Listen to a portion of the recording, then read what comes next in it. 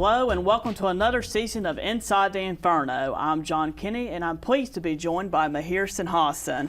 That's right, John. We had a great few months off, but we're back in the studio with so many sports returning, including football. Last year, the football Sun Devils weathered a haboob and a 24-21 nail-biter against Southern Utah to start the season. This year was a much better opener for the Maroon and Gold in the skies and on the field with the victory over Wyoming. John, you were at the game and have more about the Sun Devils' nearly perfect start to the season.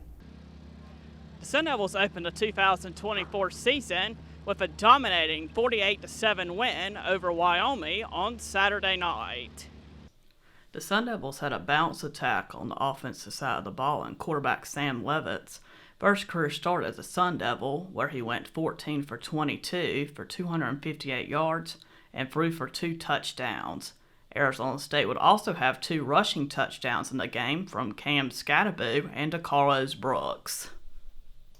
The last time the Sun Devils scored over 40 points and only allowed 7 points in a home opener was back in 2018 in their home opener against the University of Texas at San Antonio, where the Sun Devils won that game 49-7. But the story of the game was the Arizona State defense from the start of the game. On the second play of the game, Zaris Fayasayu would intercept Wyoming's quarterback Evan Sabota and return it for a touchdown. The Sun Devils' defense would only give up a total of 7 points and a total of 118 yards in the game. The defense would also force 3 Wyoming turnovers in the game. After the game, head coach Kenny Dillingham spoke about his team's defensive performance after the win against Wyoming. If you play really hard and you win the turnover battle, all of these schemes that you're about to go do are awesome, but they're obsolete. And we have to be able to do these 2 things and then go play smart football and execute and not commit penalties and don't kill ourselves. And that was game-changing when you turn the ball over at that rate. I mean, we had 2 defensive touchdowns tonight. And it was as close to a shutout as I think you could possibly get to a shutout. So in my mind, it's a shutout, and it's 2 defensive touchdowns, and awesome job by our defense tonight, and they deserve it because they've been working hard and they're playing with passion. This weekend, the Sun Devils will look to get a win against an SEC opponent for the first time in program history when they take on Mississippi State. Our own Kendall Flynn has a preview of this weekend's matchup. That's right, John. Although the Sun Devils are now in the Big 12 Conference, this week's challenge is against an SEC opponent, the Mississippi State Bulldogs. The Sun Devils got off to a hot start with a 41-point win over Wyoming last Saturday, but there's no time to rest, as Mississippi State had a blowout win of 56-7 against Eastern Kentucky. The Bulldogs' offense dominated against the Colonels last Saturday, especially in the first half, where they scored 28 points. With Bulldogs head coach Jeff Lebby having previous offensive coaching experience and senior quarterback Blake Shapen in control of the ball, their offensive power is no surprise, which is something ASU's defense will need to keep an eye on and gear up for. What I'm looking forward to with these teams is the quarterback matchup of Mississippi Shapen and ASU redshirt freshman Sam Levitt. Shapen, who previously committed to ASU for baseball and football for the 2020 season, had 247 passing yards and 44 rushing yards last weekend. But ASU's Levitt barely has him beat with 258 passing yards and 47 rushing. Where Shapen has the edge is a 75% pass completion rate compared to Levitt's just over 63 in their first games. We'll see if these quarterbacks remain at close odds this Saturday and whose defense will prevail in this offensive challenge. Back to you guys. Thanks, Kendall. While football looks to turn the page from last year's disappointments, 16th-ranked volleyball hopes to continue its winning ways and did so this past weekend. Kobe Bronstein has more on the Sun Devils' successes in Nashville. Thanks, Mahir. Sun Devil Volleyball kicked off the 2024 campaign at the Love Invitational in Nashville, Tennessee, winning all 3 matchups from August 30th to September 1st. ASU took on the Butler Bulldogs first and dropped the first set before storming back with a dominant 25-7 second set, followed by wins in the third and fourth sets to put the initial adversity to bed. The Sun Devils then faced tournament host Lipscomb, cruising to a straight sets victory behind stellar play from senior outside hitter Jelly Sear, grad student center Argentina Ung, and grad student libero Mary Schroll. As a team, the Sun Devils outpaced their opponent from the Atlantic Sun Conference 46-31 in kills and recorded 8 aces too, 4 of them by redshirt freshman setter Bryn Covell. ASU's final match was against Cal Baptist, where the Sun Devils routed the Lancers 25-6 after the opening set and came away with another comfortable sweep in the end. Ung shined with 32 assists, while the rest of the Sun Devils had just 2 combined.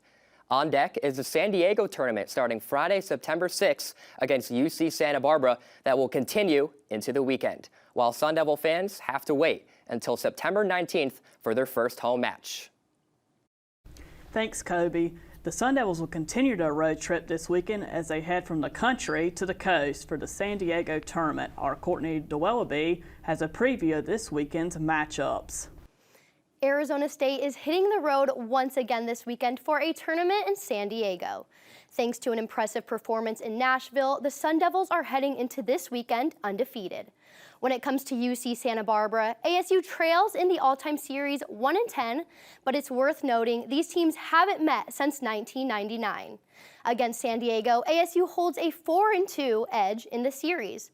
The last encounter was in 2011 with San Diego claiming the win. Finally, in their first ever matchup against St. John's last season, ASU made a strong impression in winning in straight sets. We will see if they are able to keep their momentum going into this weekend. Thanks, Courtney. Another team currently unbeaten is soccer, who has started the season with 4 wins and 2 draws, including a couple victories this past weekend. Rowan Martinez has a story on the new momentum and the new stars for the Maroon and Gold. Thanks, Mihir. Last Thursday night at Sun Devil Soccer Stadium, ASU secured a 2-0 win over Grambling State. The Sun Devils had senior forward Kerry Matthews to thank for that one. Coming out of halftime scoreless, the senior delivered to break the deadlock.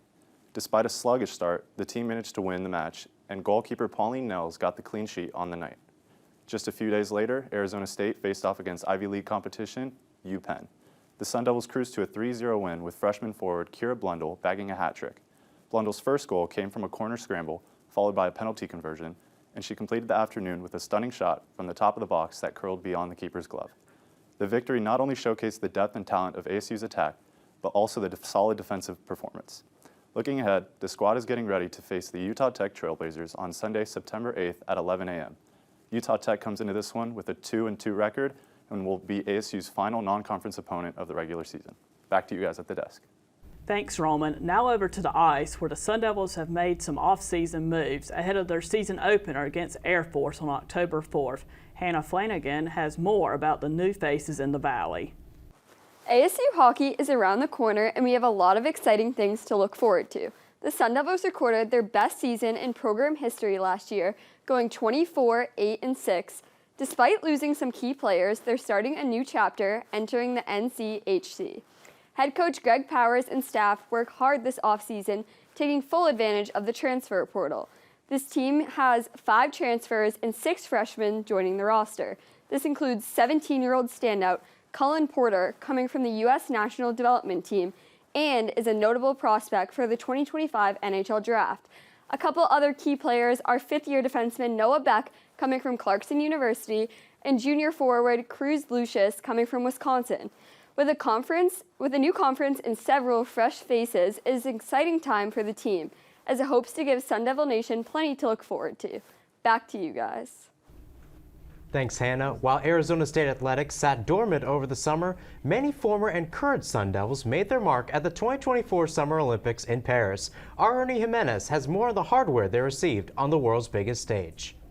In the 2024 Paris Summer Olympics, 24 past and present Sun Devils competed in France and represented 15 different countries and 7 different sports at the Summer Olympics.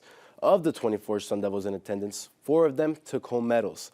Alumni water polo athletes Benta and Lico Roja won bronze for the Netherlands. Current sophomore swimmer Ilya Karun won 2 bronze medals in the 100 and 200 meter butterfly. And lastly, who else but Leon Marchand to win 5 medals in his home country. 4 of the 5 medals he won were gold. Marchand won gold in the 200 and 400 IM, 200 meter butterfly, 200 meter breaststroke, and bronze in the 4x100 medley relay. Marchand's 5 medals are the most by a Sun Devil in a single Olympics. He also became the 3rd male swimmer in history to win 4 individual gold medals at a single Olympics, joining Michael Phelps and Mark Spitz. Marchand is now a 5-time Olympic medalist, 5-time World Aquatics champion, 10-time NCAA champion, 17-time Pac-12 champion, and a 21-time All-American. Back to you guys at the desk. Thanks, Arnie. With that, our show has come to an end. But here it was a pleasure starting another season of Inside the Inferno with you. It certainly was, John. Make sure to stay up to date on our in-depth coverage of ASU athletics throughout the year on our website, infernointelmedia.com, and on social media at InfernoIntel. For John Kinney and our entire crew, I'm Mahir Hassan. Thanks for tuning in to Inside the Inferno.